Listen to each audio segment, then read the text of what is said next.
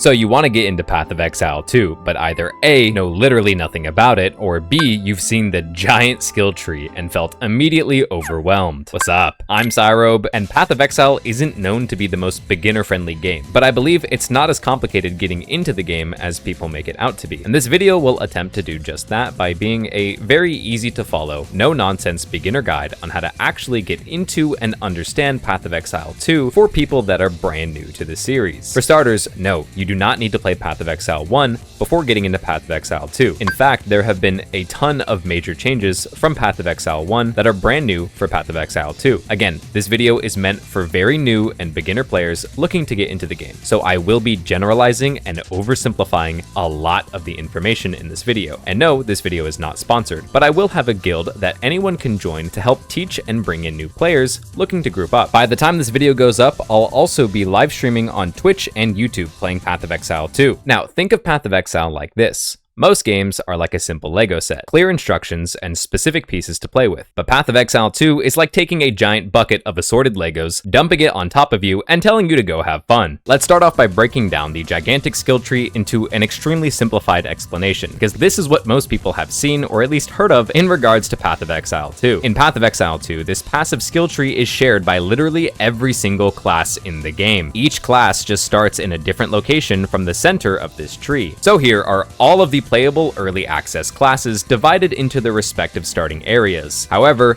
this is not where you get your class's active abilities, skills, or spells from. These are just passive buffs to your character. For example, I'm playing the Monk class, so I'll start here, whereas anyone playing Warrior would start on the opposite end. There is nothing stopping you, as a Warrior, from making your way around the circle to get passive bonuses or stats from another class. Any class can go anywhere. The game just points you in a general direction, but doesn't restrict you. If you're brand new, I'd say it's best to just stay in your area until you're more experienced.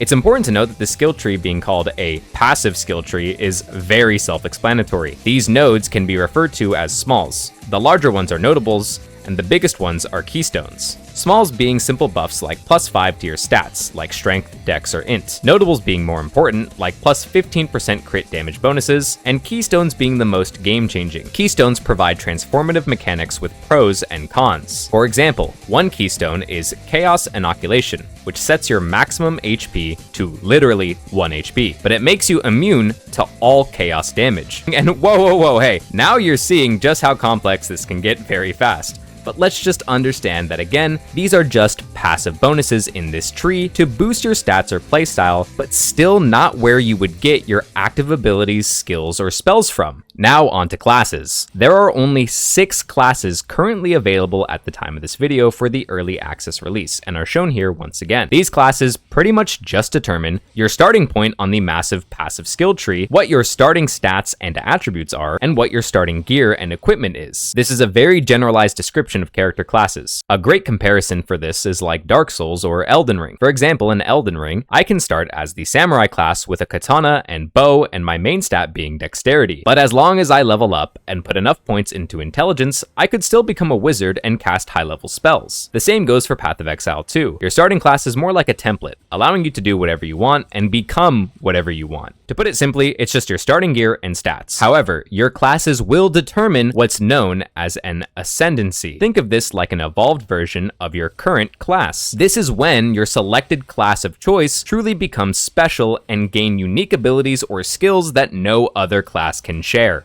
Now let's get into ascendancies. These are like a mini skill tree, hyper-focused to specialize within your class. This is what truly separates your class from every other class, and in my opinion, the ascendancy is what you should really pick your class for, as this is the biggest factor in determining your playstyle and build for the game. For me, I choose the Monk class, which means I have the choice between the Invoker Ascendancy or the Acolyte of Chalupa. Either choice is up to my preference, and no other class besides the Monk gets to choose from these. I'll leave a link in the description below to every single official ascendancy that are available in early access. Each ascendancy has a very small list of specialized traits and can now even grant special abilities or skills. But where do you get ascendancy skill points from? The points you use to level up your ascendancy are uniquely earned by completing a special dungeon known as a labyrinth. This is usually unlocked around level 30 and above, which is a much more difficult dungeon and a sort of gauntlet or test of your player's skill and knowledge, filled with traps, enemies, enemies and bosses. Completing your first labyrinth grants you a bunch of loot and allows you to declare your Ascendancy. Doing this will grant you your first 2 points to spend in your Ascendancy skill tree, which should appear in the very middle of your passive skill tree. There are multiple labyrinths that get increasingly harder as you clear through the game to earn more Ascendancy points and obtain greater rewards. This is just a brief summary of when you can expect to encounter them, gaining 2 Ascendancy points for each labyrinth cleared, up to 8 points total. You will not get enough points to max out the entire Ascendancy tree, so spend these wisely. Now on to weapons. There are no class restrictions like other games. As long as you have the gear attribute requirements, the game will not stop you. However, some classes will be more proficient with specific weapons, like the monk class getting a ton of buffs for using the quarterstaff, or the ranger class getting buffs for projectiles like bows. These attacks are also heavily modified by skill and support gems, which we'll get into later. Once again, another good reference is back to Souls games like Elden Ring, for example. You can use any weapon as long as you have met the attribute requirements that the weapon demands. It's not tied to your character's starting class and only requires you to have the right stats to wield it. Since weapons are the first lootable items in this video, we can also talk about identifying items, which honestly, I think is kind of annoying. But when you loot a weapon, it's often highlighted red as unidentified. You'll need to use a Scroll of Wisdom to reveal the full properties, modifiers, and bonuses of the loot or gear that you obtain. These Scrolls of Wisdom are easily obtained by killing mobs and randomly dropped around the world. Revealing the item allows you to see what other unique bonuses it can grant you